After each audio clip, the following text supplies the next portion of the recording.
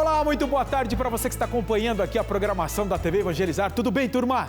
Tudo bem comigo também, graças a Deus. São pontualmente 4 horas e 31 minutinhos. Estamos prontinhos para começar com vocês o Pauta Aberta de hoje. Vamos para os destaques?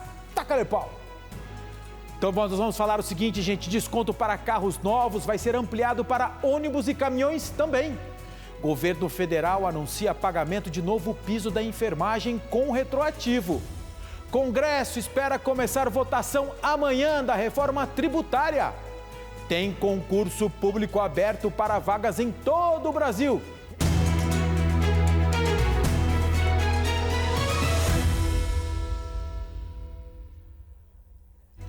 E você sabe que você faz o Pauta Aberta com a gente, né? Lá no Facebook nós estamos fazendo essa transmissão também. Então vai lá, mande seu recado, manda o seu alô, não esquece de falar de onde você está acompanhando o nosso programa, a tua cidade, como é que tá o tempo por aí. E a gente vai tornando esse programa cada vez mais com a sua carinha também. Mas vamos de notícia? Vamos que vamos. Mudanças no programa do governo federal para carro zero menos caro, né? Agora esse desconto vai passar a valer também para ônibus e caminhões. Dá uma olhada.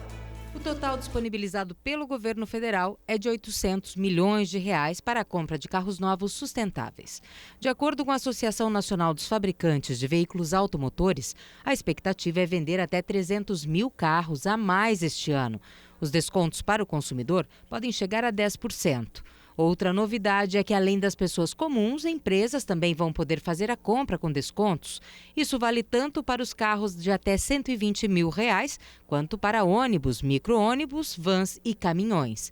Neste caso, veículos de grande porte como ônibus e caminhões podem ficar de 33 mil a 99 mil reais mais baratos. O teto de crédito para ônibus e caminhões segue o mesmo. Dos 700 milhões de reais em descontos para a compra de caminhões, 100 milhões já foram usados. E dos 300 milhões de reais em desconto para ônibus e vans, 140 milhões já foram usados. O programa continua em vigor até que todos os créditos tributários acabem.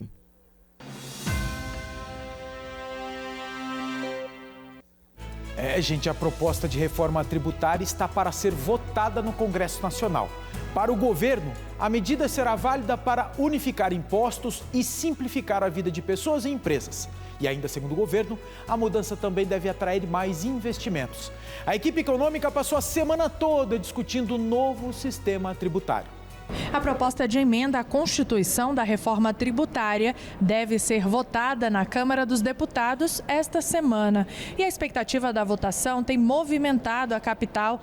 Nessa quarta-feira, o ministro da Fazenda, Fernando Haddad, participou de uma sequência de reuniões com governadores e secretários da Fazenda para acertar os últimos ajustes no texto e ampliar o apoio à proposta. Nós não estamos aqui mirando o número de votos necessário para aprovar. Nós queremos superar o número mínimo para passar a ideia, tanto quanto aconteceu com o marco fiscal, de que é um projeto de país que está em curso, de que é algo que é para as futuras gerações. Na primeira etapa de mudanças, o texto da PEC da reforma tributária deve unificar os impostos sobre o consumo. 3 impostos federais, o IPI, o PIS e a COFINS, devem ser simplificados com o ICMS, que é captado pelos estados, e com o ISS, que é um tributo municipal. Juntos, eles criam a base para o Imposto sobre Valor Agregado Dual, que segue padrões internacionais de tributação. Nós estamos querendo que seja um projeto nacional, mas que atenda às especificidades locais e angariando o maior apoio possível. E nós vamos conseguir. Nós estamos prestes a, depois de 60 anos, quase 60 anos, fazer uma reforma tributária que atenda aos interesses do país.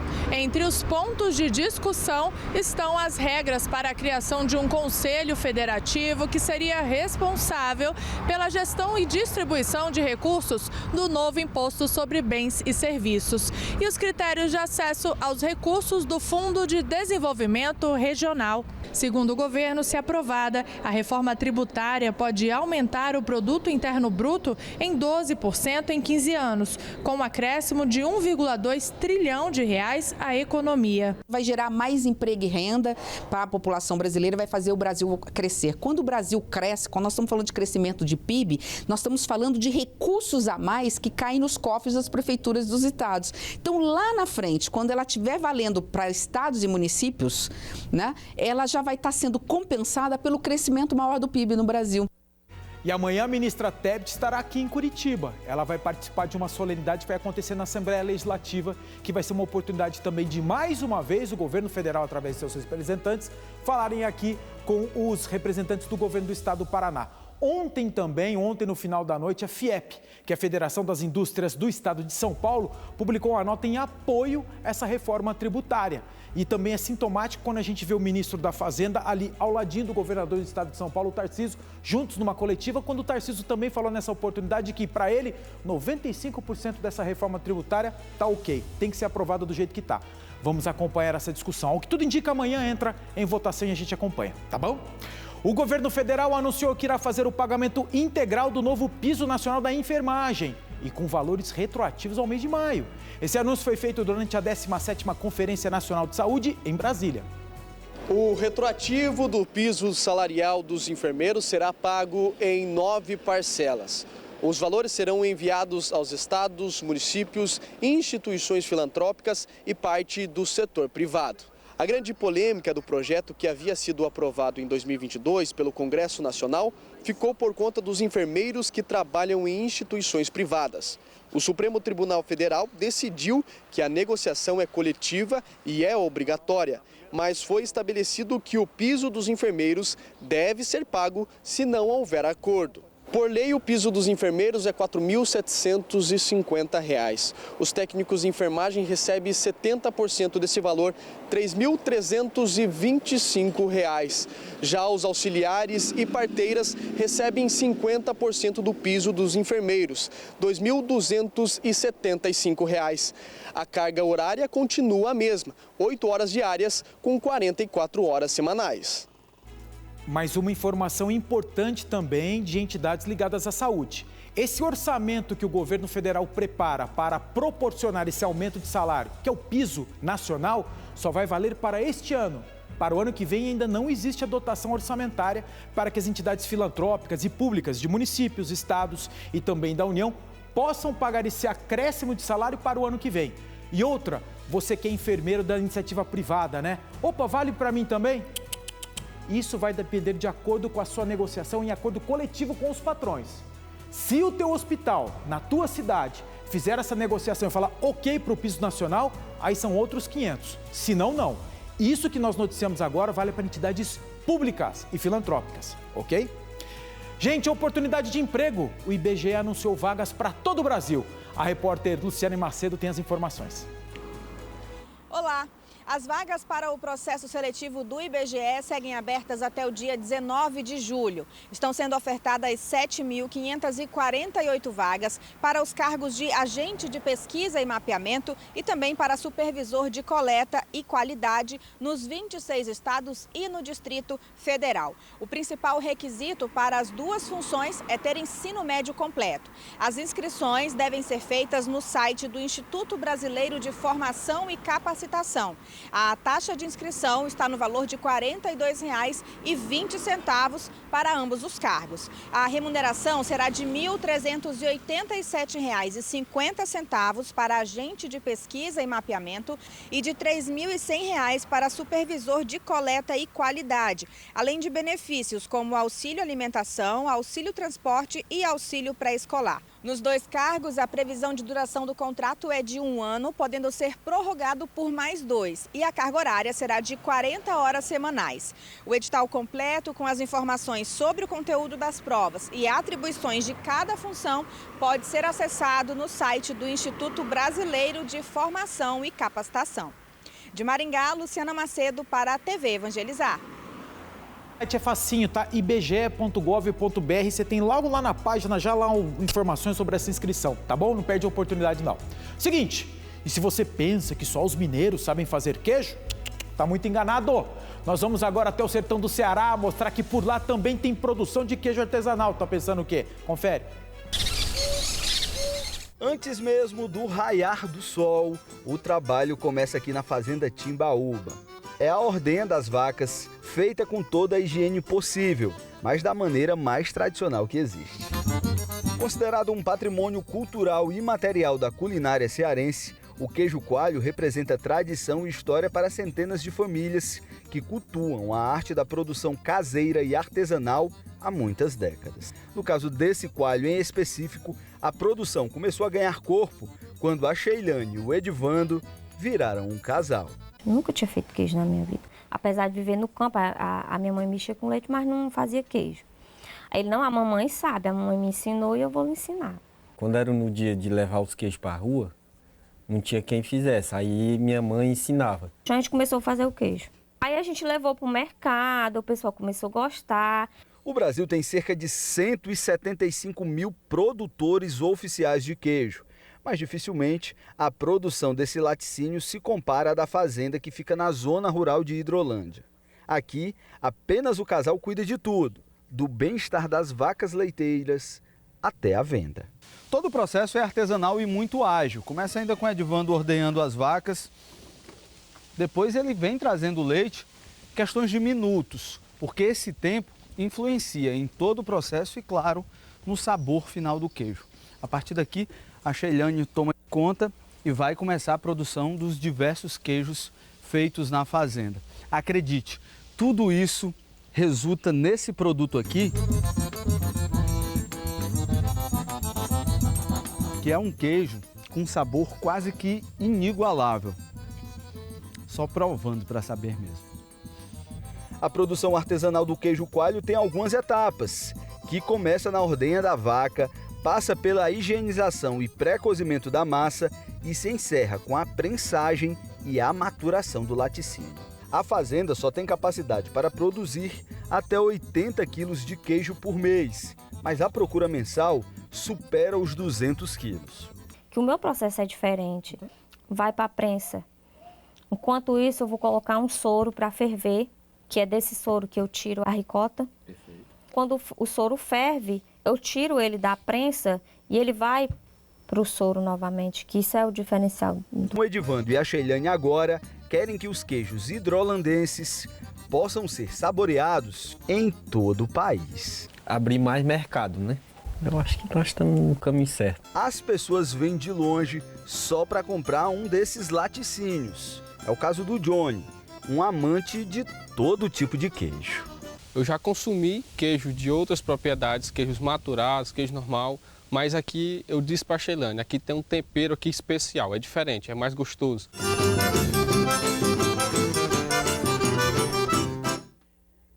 Ó, e queijo coalho é bom, sabe com o quê? Tira uma lasquinha assim, queijo duro, né?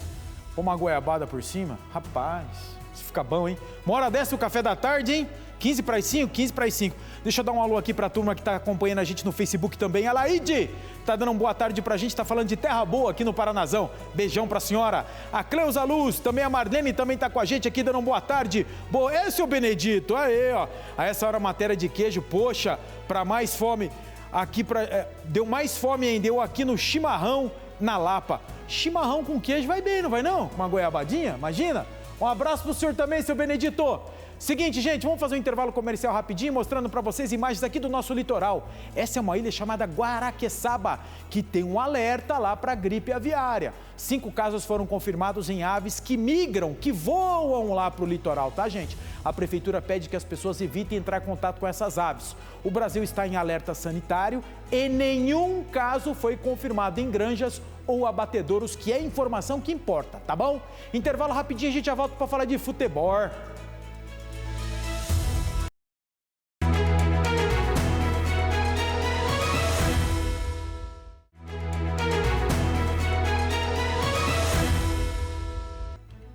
Estamos de volta para mais um Pauta Aberta, para mandar um abraço, um beijo aqui para a Maria Augusta, que está nos acompanhando. A Rosana Matoso dizendo que ama queijo caseiro. Imagina, quem não, né?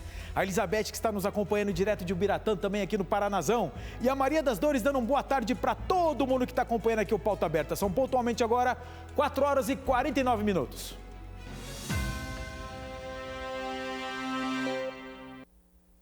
Rapaz, o mês de junho deste ano foi o mais quente da história do mundo. Para pesquisadores, isso é consequência do aumento de temperaturas do oceano e o retorno também do fenômeno El Niño. Acompanhe. O Observatório Europeu Copérnicus anunciou nesta quinta-feira que o mundo registrou o mês de junho mais quente da história em 2023. A temperatura média planetária do mês foi de 16,51 graus Celsius e superou o recorde anterior, que era de junho de 2019.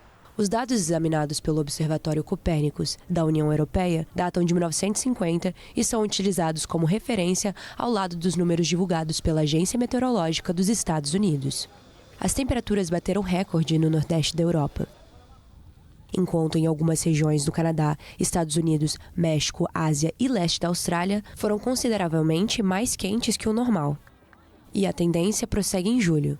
A última segunda-feira foi o dia mais quente já registrado na Terra, em qualquer mês, de acordo com os dados preliminares dos Centros Nacionais de Previsão Ambiental dos Estados Unidos. Além disso, o gelo marinho antártico teve a menor extensão no mês de junho, desde o início das observações de satélite, afirmou o Observatório Copérnicus. Cientistas apontam que a causa do aquecimento são as ondas de calor marinho causadas pela menor velocidade do vento em amplas zonas do Atlântico Norte.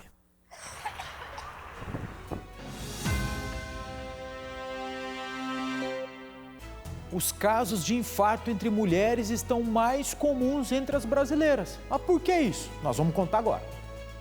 A Zenaide passou um susto. Aos 74 anos, teve um infarto. A alimentação nunca foi regrada. Com o diagnóstico de diabetes e hipertensão, a dor forte no braço e no peito não foram o suficiente para ela buscar um rápido atendimento. Ela foi procurar ajuda após 5 horas de dor. Fiquei, daí foi passando, daí quando chegou meia-noite e 1h, doía demais, eu digo, não vou morrer aqui sozinho, e daí eu vim. Estudos apontam que 1 em cada 5 mulheres pode ter ataque cardíaco. A incidência de infarto em mulheres de 15 a 49 anos teve um salto no Brasil. De 6 mil casos a cada 100 mil habitantes em 1990, saltou para 11.600 casos em 2019. Em quase 3 décadas, um aumento de 62%. Os dados são do estudo global Burden of Disease, ou Carga Global de Mortalidade, divulgado pela Sociedade Médica Brasileira. Alerta para o crescimento da mortalidade de mulheres mais jovens por conta de doenças cardiovasculares. Segundo a OMS, as doenças do coração são responsáveis por 1/3 de todas as mortes de mulheres no mundo, o que equivale a cerca de 8,5 milhões de óbitos por ano, ou seja, 23 mil mortes por dia. Com essa mudança, de rotina entre homem e mulher, a mulher tendo que se adequar muito mais ao ambiente de trabalho junto com a jornada familiar, a gente vê maior incidência de sedentarismo, maior incidência de alimentação incorreta, de tabagismo. E aí, por esse fator, a gente vê uma incidência aumentar bastante nas mulheres. Algo que já era alto nos homens, agora está ficando alto também nas mulheres. Com sintomas diferentes que em homens, o infarto em mulheres pode ser confundido com outras doenças. Aquela questão da dor em aperto forte, associada a outros sintomas como náusea, suor, ela é muito mais frequente no homem.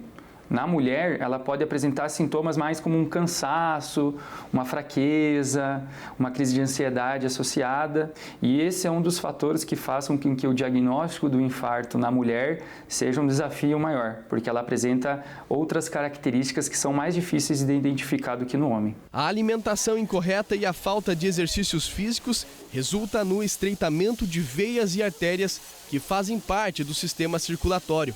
E por conta disso, muitas pessoas são diagnosticadas com isquemia cardíaca, que é quando o sangue que deveria irrigar o músculo do coração não consegue chegar completamente ao órgão. O infarto acontece pelos mais diversos fatores. Alguns desses são recorrentes. E aí que a prevenção começa.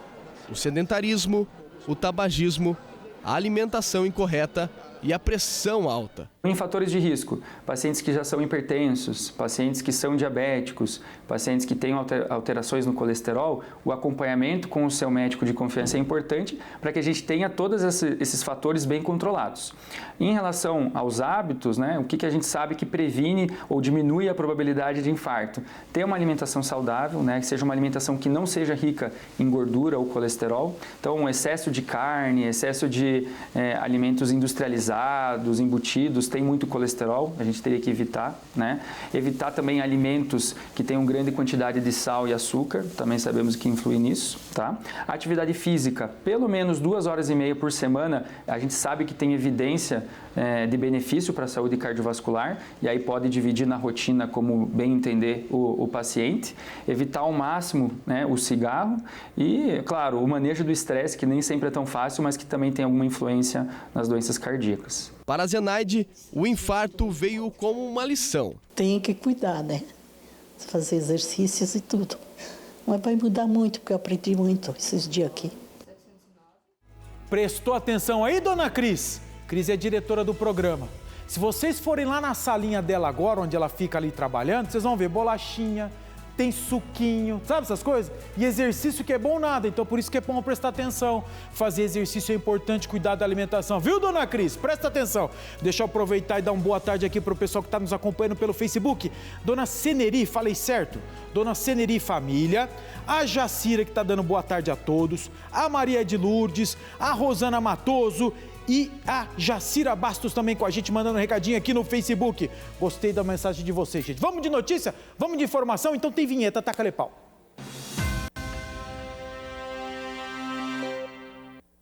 Olha, a Anvisa liberou a aplicação de uma nova vacina contra a dengue. Mas isso vai acontecer em clínicas particulares. No SUS não vai chegar não. Acompanhe. Arthur hoje pode dizer que está com a saúde em dia. Mas o mês passado não é de boas lembranças para ele. A dengue causou uma série de sintomas que o debilitaram e o fez perder 5 quilos. 15 dias de sintomas muito fortes, de ficar debilitado mesmo, e mais 15 dias de recuperação, porque eu perdi 5 quilos nesse processo, principalmente de massa muscular, por não estar me alimentando direito, não estar praticando atividade física, e depois a recuperação ela é bem lenta, né? Em Belo Horizonte, foram confirmados 8.609 casos de dengue até o mês passado. Há décadas, o município e toda Minas Gerais sofrem epidemias da doença ano após ano. O combate ao mosquito é reforçado anualmente pelas campanhas e ações do poder público. Faltava um aliado para diminuir a ocorrência de casos graves que lotam hospitais. A Agência Nacional de Vigilância Sanitária aprovou em março o registro de uma nova vacina que começa a chegar às clínicas particulares no Brasil em julho. O imunizante criado por um laboratório japonês é indicado para a prevenção da dengue causada por qualquer sorotipo do vírus em indivíduos dos 4 aos 60 anos de idade, tanto para quem já teve dengue, quanto para quem não teve contato com o vírus. Não existe nenhuma vacina para doença nenhuma que proteja 100%. Então, com a vacina de dengue, essa nova vacina disponível, eu vou ter uma proteção em geral para os 4 tipos de vírus somados, então uma proteção contra qualquer quadro de dengue em torno de 80% e uma proteção contra os casos graves de dengue em torno de 90%. Mas vamos reforçar aqui a informação. Essa vacina contra a dengue, ela só estará disponível em clínica particular. Em São Paulo começou a chegar. Aqui entre nós, sabe quanto? De 370 a 450 pila. Uma vacina. Vou repetir, de 370 a 450. Por isso até mesmo o governo foi cobrado. Por que não compra isso para ser distribuído pelo SUS? Aí o governo federal, o Ministério da Saúde informou o seguinte, não, calma lá, que nós aqui não vamos comprar essa vacina do Japão, que nós já estamos estudando aqui no Instituto Butantan de São Paulo uma vacina própria. Ah, mas é para agora, Ricardo? Não. A previsão do Ministério da Saúde é começar a fazer a distribuição da vacina de graça no SUS contra a dengue em 2024. Vamos acompanhar também para poder informar, para saber se esse prazo vai ser completado ou antecipado, tá? Vamos falar de outra história. Nós vamos falar que a Escola de Educação Tecnológica Manaus Tech for Kids promoveu uma oficina de graça, na faixa, desafiando crianças e adolescentes para criar games inspirados na temática do Festival Folclórico do Parintins. Sabe o que é? É aquela história do boi bumbá, o boi caprichoso. Lembra? A gente conta aí. Durante as oficinas, os alunos tiveram a oportunidade de aprender sobre o design de jogos, programação e o desenvolvimento de personagens inspirados no Festival Folclórico de Parintins, que aconteceu no último final de semana. Mais uma vez, né, a Manaus Tech inova aí e ela traz aí umas oficinas temáticas, né, voltada para o Festival Folclórico de Parintins.